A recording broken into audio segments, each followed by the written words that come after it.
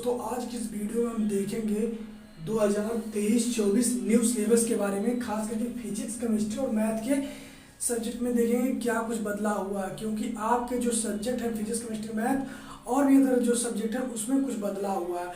तो चलिए देखेंगे आज की इस वीडियो में क्या बदलाव हुआ है। तो मैं आपको बता दूं, पहले फिजिक्स देखेंगे, इसके बाद मैथ, इसके बाद केमिस्ट्री की।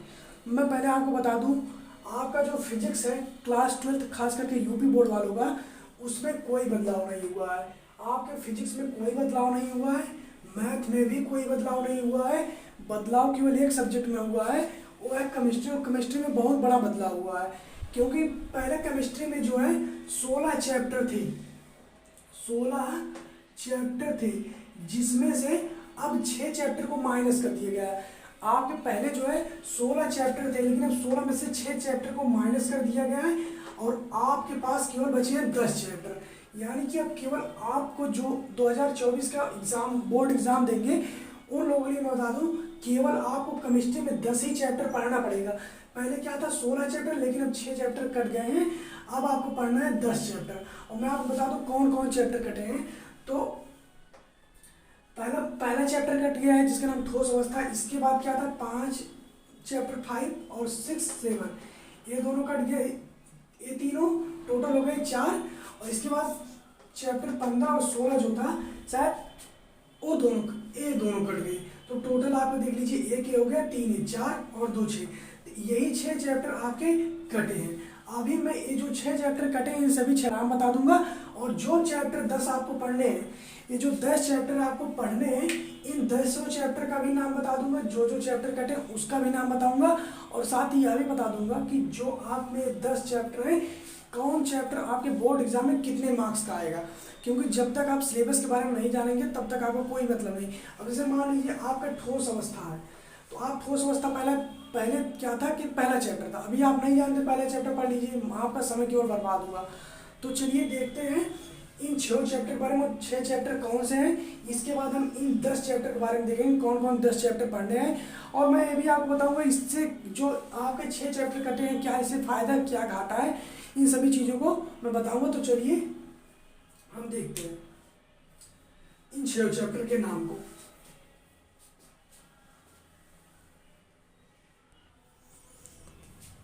तो दोस्तों, जो 6 चैप्टर कटे हैं वो यही चैप्टर। पहला चैप्टर क्या था, हमने आपको बताया था, पहला जो चैप्टर था वो ठोस अवस्था, यह भी कट गया, आपको यह नहीं पढ़ना है।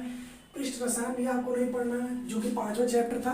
और इसके बाद तत्वों के निष्कर्षण के सिद्धांत एवं प्रक्रम, ये आप में 6वां चैप्टर था, ये भी आपको नहीं पढ़ना है।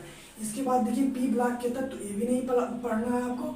इसके बाद 15वां जो चैप्टर था वो बहुलक था, जिसे हम पॉलीमर भी कहते हैं। इसके बाद जो लास्ट चैप्टर आप केमिस्ट्री का था, उसका नाम था दैनिक जीवन में रसायन, डेली लाइफ इन केमिस्ट्री।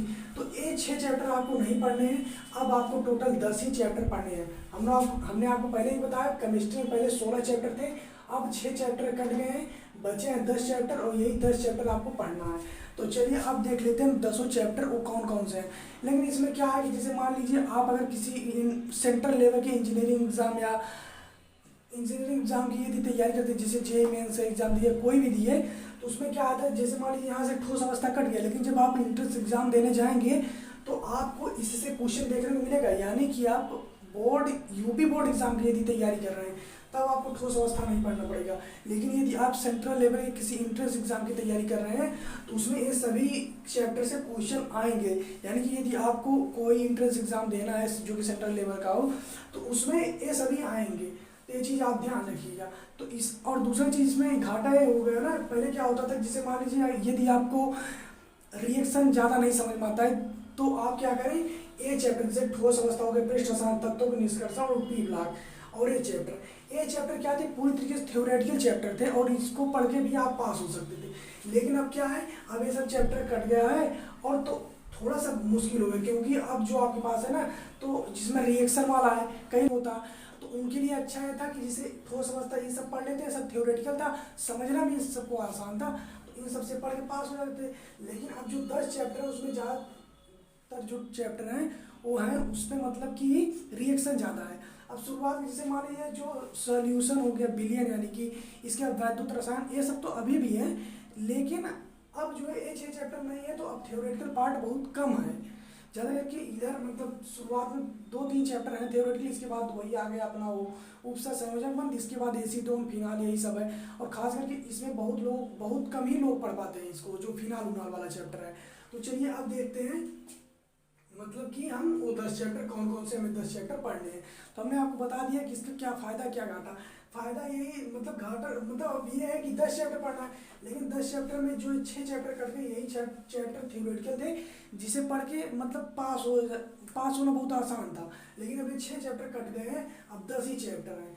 और 10 चैप्टर में भी आसान ऐसी बात नहीं है कि आप नहीं पास होंगे, जो पढ़ेगा आराम से पास होंगे। लेकिन खास करके उन लोगों ने जिसे जिनका मन नहीं लगता था ना वो रिएक्शन वाले में, तो ये सब पढ़ के पास ही नहीं अच्छा नंबर ला लेते थे, यही 6 चैप्टर पढ़ के।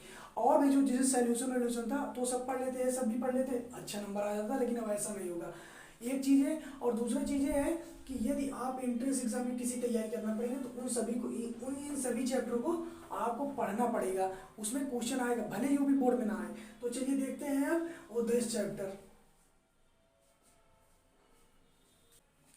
तो अब जो आपको 10 चैप्टर पढ़ना है, उन 10 चैप्टर को नाम जान लीजिए। और दूसरी चीज़ें वो चैप्टर, प्रत्येक चैप्टर कितने कितने नंबर का आपके बोर्ड एग्जाम में आएगा। तो आप ये देख लीजिए, पहला है सॉल्यूशन, ठोस अवस्था कट गई, जिसे हम सॉलिड स्टेट के नाम से जानते थे वह कट गया है। अब आपका पहला चैप्टर है सॉल्यूशन, जिसे हम बेरियम कहते हैं, आपके बोर्ड एग्जाम में 7 नंबर का आएगा। इसके बाद क्या, इलेक्ट्रोकेमिस्ट्री यानी वैद्युत रसायन, यह आएगा 9 नंबर में। इसके बाद है केमिकल काइनेटिक्स यानी रासायनिक बल गति, यह भी आपने 7 ही नंबर का आएगा। इसके बाद है डी एंड या ब्लॉक एलिमेंट, तो यह भी आपने 7 ही नंबर का आएगा। इसमें डी और या ब्लॉक के एलिमेंट्स को अध्ययन करना पड़ेगा, उनके गुण प्रॉपर्टी इन सब के बारे में जानना पड़ता है।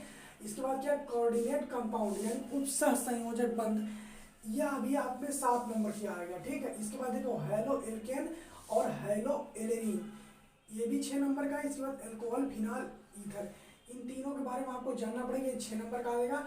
एल्डिहाइड कीटोन कार्बोक्सिलिक अम्ल, ठीक है, यह आपका 8वां चैप्टर है, यह 8 नंबर का आएगा। तो चैप्टर ऐसे सीरियल वाइज है और कितने मार्क्स का आएगा ये हम बताएं। 9वां चैप्टर आपका क्या है, एमीन्स है, ये 6 नंबर का आएगा। और 10वां जो लास्ट चैप्टर आपका है वो बायोमॉलिक्यूल्स है, यानी कि जैव अणु जिसे हम कहते हैं, यह 7 नंबर का आएगा। अब मैं आपको बता रहा हूँ इसके फायदा क्या है। देखिए, जब हम 2020 में बोर्ड एग्जाम दिए थे ना, उसमें क्या था, हम ये 2 चैप्टर ये वाला पढ़े थे, ठीक है। लेकिन ये 2 चैप्टर ना हम बहुत कम पढ़े थे, यानी जानिए जो प्रीवियस ईयर में पूछा गया था लास्ट 2 ईयर में, उन्हीं को केवल पढ़े थे, ठीक। बाकी हम ये पूरा पढ़े थे, लेकिन यही जो कोऑर्डिनेट कंपाउंड था ये मुझे कम आ रहा था, कोऑर्डिनेट कंपाउंड और इसको तो मैं अच्छे से पढ़ा था, लेकिन कोऑर्डिनेट कंपाउंड कम आ रहा था। बाकी ये सब क्या था, अच्छे से पढ़ा। और जो आपके 6 चैप्टर कटे हैं ना, इनको तो मैं बहुत अच्छे से पढ़ा था, क्योंकि ये थ्योरेटिकल है, इसमें क्या आपको न्यूमेरिकल मिलेगा, लेकिन वो सही है। अब क्या था, अब क्या है कि जैसे मान लीजिए यहाँ पे ये 2 हमें इंटरेस्ट नहीं, हमें थोड़ा सा रिएक्शन में नहीं उतना अच्छा लग रहा था, तो हम दोनों नहीं पढ़े, इन 6 को पढ़ लिया और ये सब पढ़ लिया, हमारा अच्छा नंबर बन गया, आ गया नंबर। लेकिन अब क्या है, आप ये अगर ये 3 चैप्टर मिस कर दिए ना, तो जान लीजिए आपका बचा क्या, साथ, तो फिर मतलब थोड़ा सा दिक्कत है। नहीं क्या होता था, फिर मान लीजिए आपके पास थोड़ा सा इंटरेस्ट नहीं है रिएक्शन में, यही सब थ्योरेटिकल चैप्टर पढ़ लीजिए, ये आपके पास समय कम है तो यही सब पढ़ के आप पास हो सकते थे। दूसरी चीज़ यहाँ पहला घाटा तय होगा। दूसरा ये है कि आप यदि किसी एंट्रेंस एग्जाम की तैयारी करेंगे, तो हमने आपको पहले ही बता दिया है कि इन सभी चैप्टर से क्वेश्चन आएंगे, बोर्ड एग्जाम में इनसे नहीं आएंगे। लेकिन यदि आप किसी इंजीनियरिंग एग्जाम की मतलब कोई भी एंट्रेंस एग्जाम देंगे तो उन सभी क्वेश्चन इसमें आएगा। तो आपको वीडियो कैसा लगा कमेंट करके जरूर बताएं। मिलते हैं नेक्स्ट वीडियो में, तब तक के लिए जय हिंद, वंदे मातरम।